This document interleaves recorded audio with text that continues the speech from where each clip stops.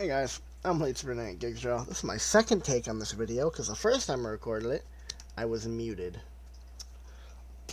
I'm just showing off a few things for my VR game, Night with Gigsjaw. I uploaded it to Steam yesterday, and I had a few people test it out.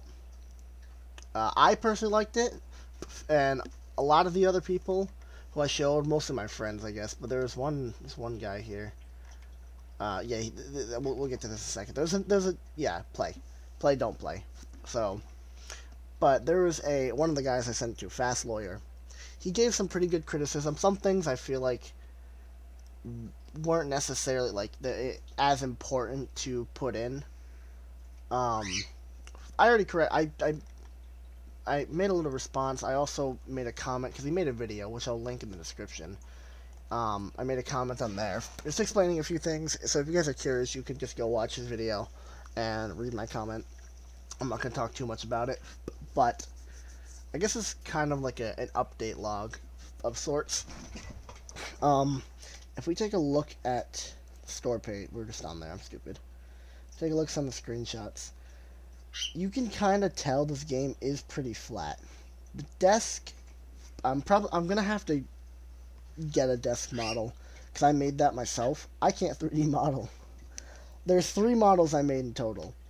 This lamp, which as you can see, there's already problems here. I didn't think it mattered because you only see it from there. The flashlight I was actually proud of, and this weird desk. I have to keep the desk all one color because let's just get I wanted to do this one. You won't even be able to see it. Never mind. I didn't model it properly. Buttons I made smaller. Those buttons used to be enormous. I don't know why I thought that was a good idea. Made them smaller. I added a quit button as well as a quality setting to try and help performance.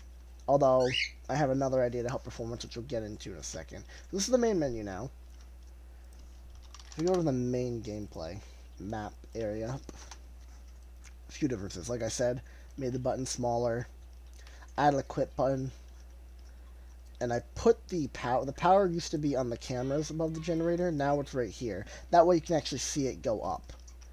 The time went from 10 minutes down to 5. I feel like 5 might be a better number. A lot of this game is mostly just sitting in the dark. Let's be honest here, because you need your generator up. I was hoping that would give a sort of spooky, immersive feeling, but it is a little bit boring, especially if you're trying to watch a video. It does get intense when this guy starts coming at you really, really fast, and you have to turn the generator on and close the door before it gets there. So I do like that. It's pretty fun. But I also want to actually add. There's only 3. There are this guy who stays in the vent. Spoilers. I won't explain their AI. I'll explain that in another time if you guys are curious about it.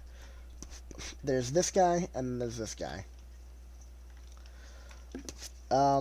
Yeah, I'll get to the cameras in a second too.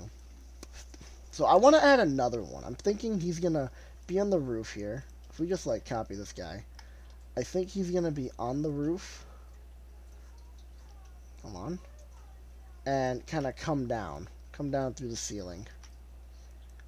And when you see him, you have to shine a light on him to get him to retreat back up. That could be pretty fun, I think. I'm messing his rotation up.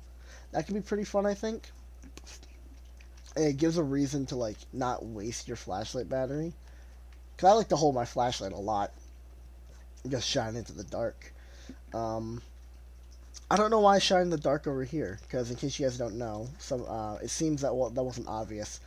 The robot stands right here in the corner. And this is when you want to close your door. Because he's going to sneak in and get you. That's what you want to... close it. I'll explain AI a different time. I'm getting off track here.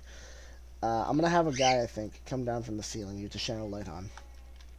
As for the buttons, I did a little drawing. I'll do another one here of how it, because people don't really like the buttons. So, what if they were like this? Oh my god. What if they were levers instead of a button? Like this. Would that be better, do you think? I still can't model it. I have to make it Unreal or find somebody to model it for me. Otherwise, it'll just look flat again. Um, but if that's a good idea, then I'll do that if that looks better, because it might. Cameras that stay buttons, I think this will just stay a button. Um, I changed a few things. You'll notice there's a light out here. This actually flickers. And there's also one back here in the storage closet that I can't see. That also flickers. So when you're on the camera, it's flickering. Pretty spooky effect. I think it looks a lot scarier like this. So I might change the cameras from gray to like actual color. But I wanted it to be gray because I feel like that just puts it more in the mood. Last thing I can think. Well, there's a few things. If you guys have any ideas on how I can make this look better, not necessarily texture-wise, maybe texture-wise, because you're only seeing it from this camera. This is the only time you'll ever actually see it. And everything already just kind of looks flat in the cameras. But out of models-wise, anything I should add to make it feel better, more fleshed out. I want to make the game look pretty. I want to make it more enjoyable, more immersive if I can. So, if anybody has ideas for that, let me know. And last thing, I'm going to change the next update. Right now, there's a bunch of cameras. All of these are doing real-time renders. So, if the robot's here, you're actually seeing it. It's not just a flat image. If you shine your flashlight while looking at this camera, you'll actually see the light. I feel like because I have all of these running at once, that might be causing optimization issues. So something I'm going to do is I'm going to have one camera that just changes its location. So it's only doing one real-time render rather than all of them. I'm not sure why I didn't do that in the first place. I guess I didn't think optimization was going to be an issue. Should have known it would. So I'm going to do that next time, and I think that's about everything for this video. I'll do a follow-up video just explaining the game if you guys are curious about it.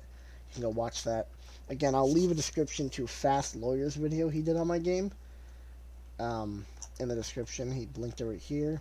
I made a comment on there that I actually pinned, so thank you for that. So, I guess that's about everything. I'm going to keep updating this game. If it looks interesting, I'll link the Steam page as well.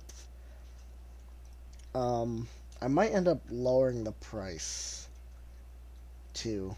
Because it seems like people aren't really happy about the $5. At least for now. I don't know. It does take a while for Steam price to change. I don't think I can change it for another month because it just went online. So but who knows? Maybe the game will look really, really nice, and I don't know. All right. Thank you guys for watching. Bye.